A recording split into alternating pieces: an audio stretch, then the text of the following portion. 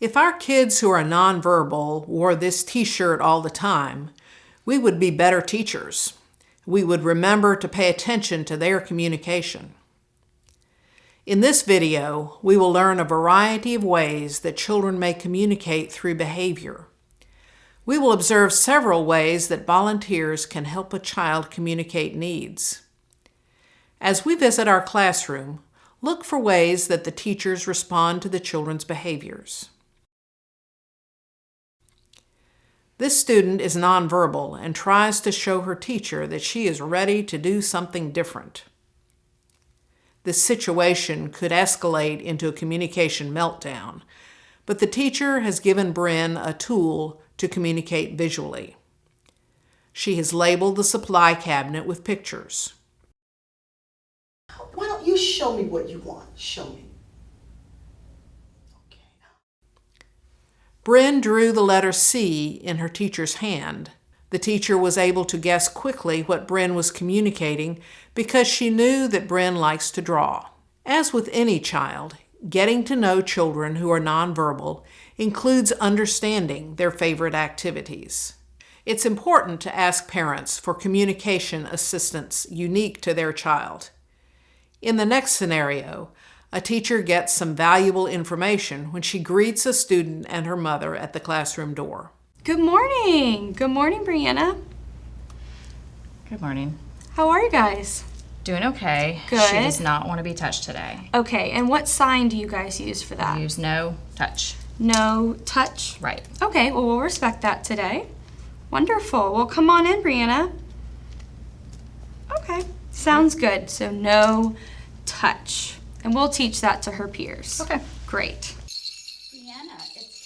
Brianna is quick to communicate that she doesn't want to be touched. Brianna, remember, we're not hitting Miss Barclay today.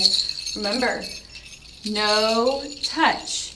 When you don't want to be touched, you need to tell your friends and your teachers. Miss Barclay, I'm sorry. Today we're working on not touching Brianna because she doesn't like that. Oh, okay, good. All right, so what We're was the using that sign? no touch. Okay. Brianna, when you hit Miss Barclay, it hurt. You need to use your no touch sign when you need space, okay? We're going to teach that to the other children now. It's tempting for us to ask Brianna, how would you feel if someone hit you hard? But reasoning about feelings is difficult for children with autism and not helpful at this point. Do you want to come to circle time with me? Brianna, what are you doing? You know you can't spit at people. We've talked about that. Look at me.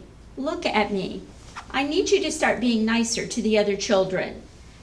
You need to tell your friend that you're sorry. Children on the autism spectrum may not make eye contact, but they are paying attention in their own way. The string of words in this lecture doesn't help Brianna learn to manage her behavior. Too many words and questions may be more than she can process at that moment, overwhelming the child. A teacher can have a conversation about the behavior once Brianna's behavior has de-escalated. Let's see a better response to this incident. All right, Brianna, let's go to a quiet place and have a little alone time. Let's go right over here. Brianna's behavior therapist taught her signs to help her manage her behavior. As volunteers, we are not therapists, but we can reinforce the particular signs that a family is working on. As a result, Brianna has a more consistent community of people helping her learn to manage her emotions. Another way that we can team with families, teachers, and therapists is by using picture exchange communication, or PECs. These symbols can be on cards, in a book, or on an iPad. In the next scenario, a student had become very agitated. The teacher gives Deegan his communication tool, an iPad, to find out why he is distressed. Deegan is able to show his teacher that he's hungry. I want one. One of what?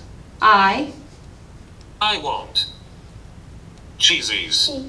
There you go. Good job asking for a cheese ball. Let's recap strategies for responding to children's communication issues. For children with limited verbal skills, behavior is a primary way to communicate. So we start with trying to understand needs rather than assuming that this is misbehavior. Use pictures in the classroom to identify objects or classroom activities. Ask families to teach you helpful signs. If your team begins to use them consistently, everyone will become more confident in communicating with their hands. Picture exchange communication books and other devices help children communicate in direct, positive ways.